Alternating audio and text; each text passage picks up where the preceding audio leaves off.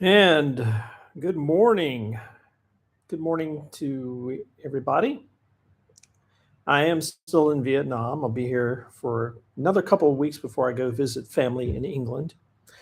And I've been reading a book by Thich Nhat Hanh recently. And last couple of days, I've really got to get through it. And I'm almost done now.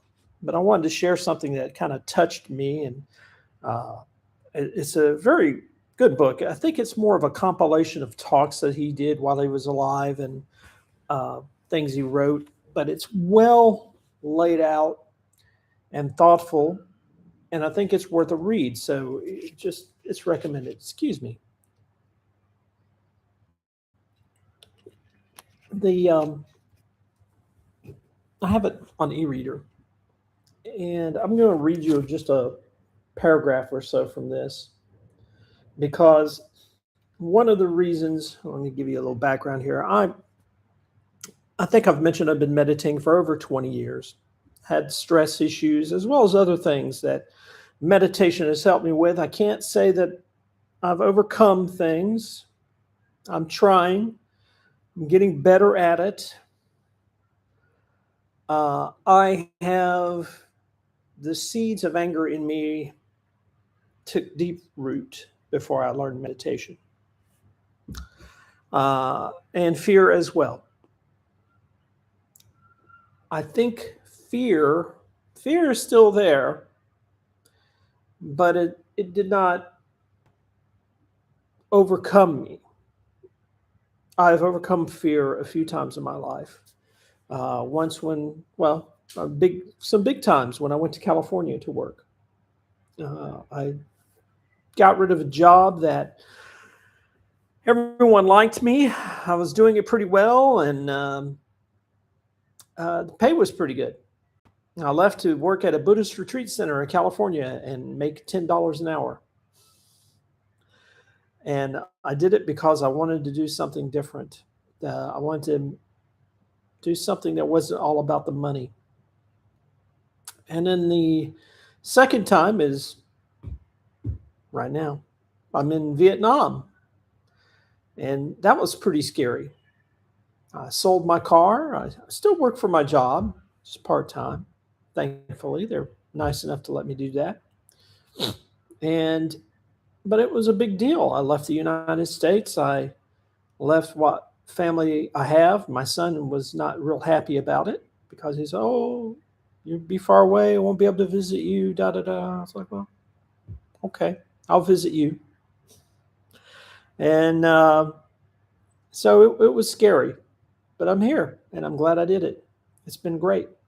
So sometimes fear is a good thing. We don't want to like jump into the water if there's like a shark out there or something. But I think sometimes the fear of the unknown gets in our way, and this is something that he touches upon in here. Not just anger, but fear. When you remove the embargo and blocks of pain come up, you will have to suffer a bit. There's no way to avoid it.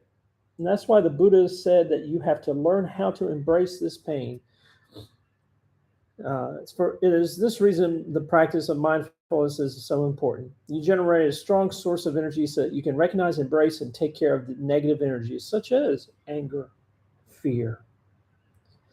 And since the Buddha is in you as the energy of mindfulness, and you can say Christ, you can say Allah. I mean, whatever religion you follow, it's fine. You know that this positive energy is in you as the energy of mindfulness. You invite this positive energy to come up and help you embrace the internal knots, these things that have you bound up, that are painful to you and can be painful to others. If they don't want to come up, you coax them to come up. After being embraced for some time, they will return back to the basement and become seeds again. So what you do is you deal with these things. You recognize I get angry. And I think the last time I got really angry, I saw it coming. I warned the person I was with. I said, "Hey, I'm getting really aggravated. I'm getting really not fun to be around." And unfortunately, I didn't have the wisdom to just walk away. to just take a little walk. I think I could do it now. Um, and it didn't help our relationship. It hurt her, it hurt me. And it's this is how you think about it and you deal with it. For instance, uh, Buddha said that all of us have the seed of fear, but most of us suppress it and keep it locked in the dark. To help us identify, embrace, and look deeply at the seeds of fear, he offered us the practice of the 5 remembrances. I am of the nature to grow old. I'm getting there. I'm actually there. Okay, uh, I cannot escape old age. Of course, well, you don't want. None of us want to die young. I am the nature to have ill health. I cannot escape ill health, and I've had a couple of health issues. And yeah, we all will have them. I am of the nature to die. I cannot escape dying. If you have, let me know. All that is dear to me and everyone I love are of the nature to change. There is no way to escape being separated from them. I cannot keep anything. I come here empty handed and I go empty handed. My actions are my only true belongings. I cannot escape consequences of my actions. My actions are the ground on which I stand. This was really powerful for me because I get, that whole part about your belongings and stuff. That is not you. If anything, when you have so many belongings, when you have a house or multiple houses, or you collecting tchotchke or whatever you want to collect, those things are there to comfort you. And they comfort you and they seduce you to the point where you don't want to do anything. That you think by having those things, you are maintaining your life. You are maintaining your youth, the time when, oh, yeah, I remember when I bought New Gods #1. It was 20 cents. I got it off the newsstand. And I'm keeping that because it reminds me of that time. It seduces you. And it prevents you from really realizing that you have your one life,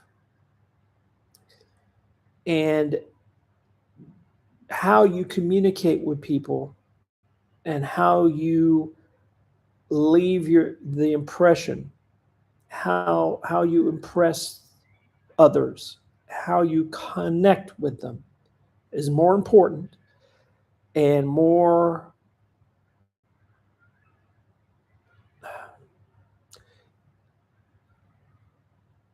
satisfying, as well as it builds your life. It makes a life. So, and I'm sorry, I get teary-eyed sometimes talking about such things. I'm an old man. It happens. At least it's happened to me. Um, I'm not telling you, you can't have collections. You want to collect baseball cards or cars or whatever, go ahead and do it. If you feel happy or you like to remember, hey, that time I was at the ball game, I caught this ball and I got the guy to sign it and all that. That's fine. But don't let it control you. And remember that when you do get angry or you get afraid, and I had a lot of fear. I had a lot, I gave away, threw away, sold so much stuff that was stopping me from traveling, from having a life. And you can have a life in other ways. Doesn't mean you have to do like I'm doing. And oh, you don't have a life if you don't travel. That's BS. But devoting so much time to something that you're ignoring connections with friends or family. Have to ask yourself that. And I'm going to stand up, although you can't tell it. Are you devoting so much money that you, or time, that you can't explore other things that maybe would increase the quality of your life. These are things to think about. Or maybe even the quality of your family's life. You know, maybe they want to go on a cruise. And I apologize for blowing my nose. Maybe they want to, I don't know, paint the house. I don't know. But meditation, and that's mainly what I talk about on here is meditation, is one of these ways that you can process and think about and work with your negative emotions and how you do things. It gives you perspective.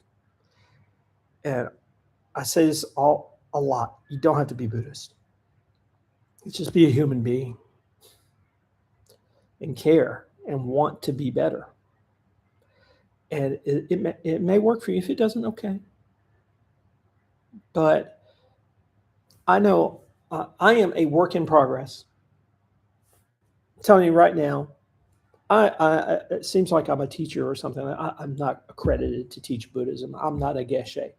I just have experience from all these books I've read, from the people I've met, from the classes I've taken, and I'm trying to pass them along to you. And I'm still working on it. I am still working on me, and I will be working on me until I have taken my last breath. But I see myself getting a little bit better. Like I said, fear has been the easier of the two emotions to kind of go, you know, I'm not going to be afraid anymore. It's preventing me from doing things, and I don't like that. Anger has been tougher. I have a problem with anger. I've had it for years. It's gotten better, and over the years I have worked on it, but it's still there. And I will continue to work on it to try to be a better person to my friends, family, and people I meet. Because I want to treat them the way I want to be treated. All right. Maybe that's a good place to stop. I don't know. If you have questions, leave them. This is supposed to be happy and peppy, I guess, to attract viewers, but and I do want to have people leave me questions or comments, and maybe you have a different perspective, and I'd like to know that. I really would.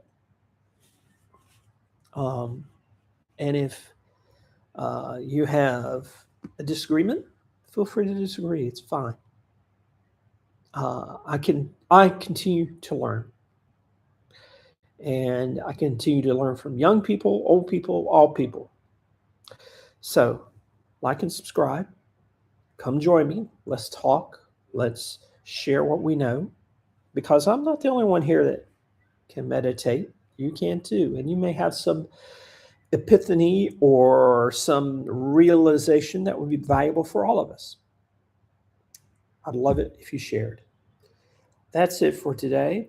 If you've watched this far, thank you so much. Please like and subscribe, and click the little bell if you're interested in being alerted when I put up something new here. I do try to put something new up at least every week. Travel's a little chaotic. Sometimes I might miss a week, but at least once or twice a week, and I do appreciate your feedback. Folks, thank you so much. Have a wonderful day. Have a wonderful week and a wonderful weekend. The weekend is almost here. And a wonderful summer. Take care.